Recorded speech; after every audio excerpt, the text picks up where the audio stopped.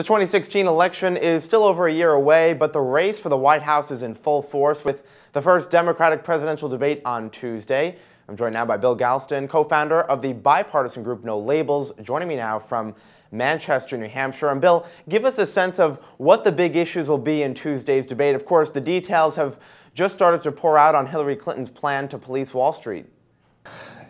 Democrats, I think, are more in agreement than disagreement, but no doubt there'll be a spirited debate about economic policy, about the role of financial institutions, about trade, although former Secretary Clinton coming out against the TPP may take some of the steam out of that debate. Although she was for such a deal, the Trans-Pacific Partnership, when she was Secretary of State.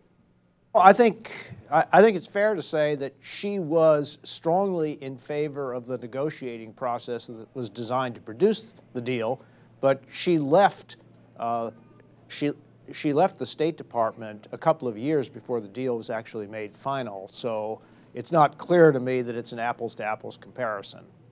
All right, now Clinton is also calling for a raise of the minimum wage to $12 an hour, and then she'll let individual states decide if it should go higher from there. What's your take on this? Will it hurt companies in the restaurant space, for example, or lead to higher prices for consumers? Well, the honest answer is I don't know. There's been a lot of academic research on the subject on both sides of that question. Some of the most influential research was done a couple of decades ago, and it indicated that a modest to moderate increase in the minimum wage was unlikely to have a major effect on employment. Whether an increase to 12.12 is a modest increase or not is really a question that's just going to have to be tested. But one thing is clear. It's going to be very difficult for individual states or localities to move first and not to trigger some exodus of businesses if there's a big differential between the minimum wage that they establish and the minimum wage just across some border. I mean, do you think, though, that these companies can afford the increase? Because, of course, we had Dunkin' Donuts CEO come out a few months ago and say a higher minimum wage would translate into higher costs for consumers. I mean, where are these companies going to get the money from? Well,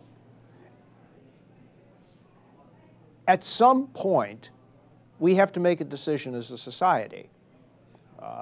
Are we content to allow people to go without wage increases year after year after year? And if the market isn't delivering those increases, then there may have to be some intervention to produce it. I am not convinced that it's going to have such a dire effect on companies. They have lots of room to maneuver. Profits have been at near record highs in recent years. And so what we're arguing about is the distribution of a surplus from business. All right, and finally, do you think the debate on Tuesday will be Trump-focused or more centered around Hillary Clinton, especially when it comes to her email scandal, which hasn't exactly helped her in the polls? I don't think that the debate is going to be about Trump at all. I think the debate is going to be pretty squarely focused on the issues, which is not to say that the email controversy won't come up, but I would be really surprised if it were the centerpiece of the debate. All right, Bill Galston, the co-founder of No Labels, thanks very much for your time. My pleasure. I'm Scott Gamm, and you're watching The Street.